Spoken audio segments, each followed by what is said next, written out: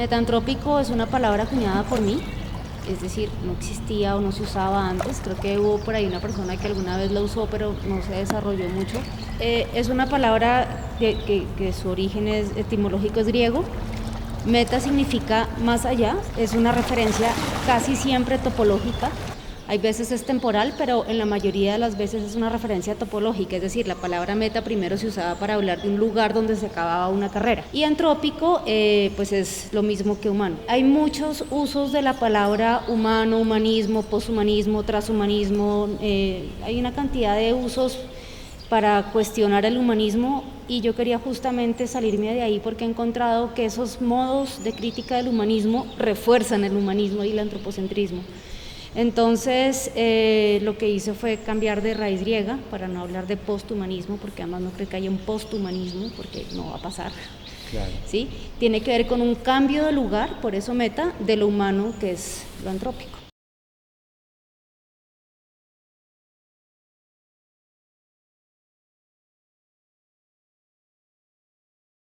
Bueno, yo diría caminar en la montaña, porque no es lo mismo caminar en un centro comercial, que haría exactamente el efecto opuesto. Una de las prácticas artísticas más importantes para mí es caminar en la montaña, caminar en el páramo. Por lo general lo hago sola o con una o dos personas, o sea, no, en mi caso no es nunca como en grupos grandes de caminates. Y esa experiencia de estar en la montaña sola, que suele estar muy lejos, sola o con muy poquita gente, que suele ser muy lejos, los páramos suelen ser de difícil acceso. Primero te cambia la percepción, ¿sí? Porque uno se vuelve muy vulnerable a cualquier cosa que puede pasar, uno está prácticamente solo o lejos de cualquier ayuda. Muchas veces uno está sin señal, en fin, toda esa conciencia de hacerse vulnerable, y también la percepción del espacio en esos lugares, uno se siente muy chiquito. Esas dos cosas no te pasan en la ciudad. Uno en la ciudad se siente que tiene a la mano todo, y que sí, que todo se puede resolver, todo lo que corresponde al cuerpo y a la supervivencia. Cuando uno está en la montaña se acuerda que uno es un animal más, se acuerda que uno es chiquito, se acuerda que lo que tiene es la fuerza del cuerpo, se acuerda como de esa cosa vulnerable. Entonces, y el esfuerzo físico y la experiencia, todas esas cosas lo ayudan a uno a desplazarse del lugar antropocentrado. Y además, pues la belleza en esos lugares, para mí no hay nada más bello que estar en esos lugares. Entonces también te permiten conectarte con el cosmos y entender que tú estás en otra escala y que eres vulnerable y que eres dependiente. La línea de horizonte en la composición de la historia del arte tiene que ver con la comprensión del paisaje, y el género pictórico de paisaje tiene que ver con la posesión de un territorio, ¿sí? Y una de las cosas del principio metantrópico es que nosotros no poseemos, ni somos dueños, ni la naturaleza es un recurso, ni todas esas ideas de la modernidad o ideas muy antropocentradas de creer que la naturaleza es una cosa inferior, han tenido una representación en la historia del arte que es el género paisaje, ¿sí? En donde el horizonte es muy determinante, porque ese era el origen de la pintura de paisaje, era decir, este terreno es mío, ¿cierto? Ese es el origen. Entonces, yo algo que suelo hacer bastante ya a nivel estético en la decisión del manejo de mis imágenes en mis videos es borrar el horizonte, o poner el horizonte muy chiquito arriba, excepto en el video viento, que eso tiene que ver con otras cosas. Suelo borrar el horizonte y suelo hacer que el sonido del paisaje sonoro sea muy intenso, que no haya nada más. Para mí esa sensación tiene mucho que ver con la sensación de la niebla, por ejemplo, ¿sí? Porque cuando uno anula el sentido de la vista, todos los demás sentidos afloran, ¿sí? Con más fuerza. Entonces, ese tipo de situaciones que le permiten a los demás sentidos aflorar, aunque uno esté haciendo un video, pues me interesan bastante.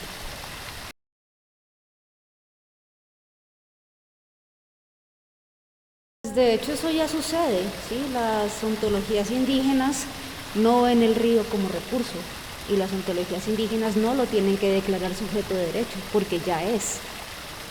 ni siquiera se lo cuestionan, ¿sí? Cuando hago esa caminata con el Taita Dauca en el macizo colombiano, él me habla de cada montaña tiene un nombre, todo tiene, y usan muchas analogías con el cuerpo humano, ¿sí? El papá, la mamá, la laguna tiene la regla, el río, no sé qué, usan muchas analogías con el cuerpo humano, pero no porque sea un animismo simple, ¿sí? de creer que son como personas, sino porque realmente son seres, para ellos son seres, y para nosotros también en realidad, eso no hay que ser indígena para poder pensar así, porque de hecho son seres, ¿sí? Entonces, yo creo que este tema de los sujetos, de hacer de la naturaleza sujetos de derecho, es un intento de Occidente por buscar las maneras de considerar a los seres seres, lo cual es una paradoja porque ya son seres, ¿cierto? Y eso fue un movimiento muy importante como alrededor de los 2000, a los comienzos de los años 2000, pero hoy en día esa ilusión de decir que si son sujetos de derecho va a cambiar la relación, esa ilusión ha llegado a un punto muerto.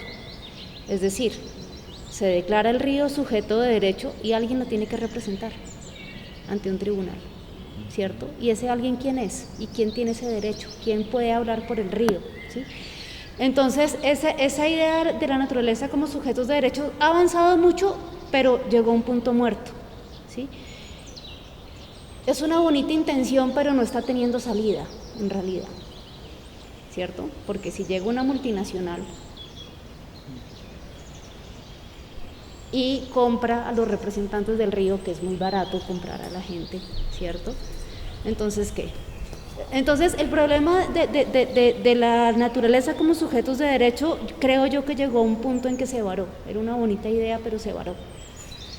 Y yo no creo que sirva de mucho. Yo realmente creo que lo que tiene que pasar es un cambio de paradigma, un cambio de ética de la humanidad, que tiene que ver con dejarnos de creer el centro del planeta, con dejarnos de creer los dueños de la naturaleza. Eso es complicadísimo, eso yo la verdad no tengo mucha fe en que pueda pasar, porque incluso los últimos 2 años parece que echamos reversa, incluso en considerar a gente, ¿cierto? Sí. Pero yo sí creo que un cambio de ética es posible, es urgente, y creo que la sensibilidad, o sea, los cambios de ética no pasan porque se hagan leyes, ¿sí? Este país tiene las leyes más bellas, de las constituciones verdes más bellas que hay. No sirve. Lo que tiene que cambiar es la ética de la gente.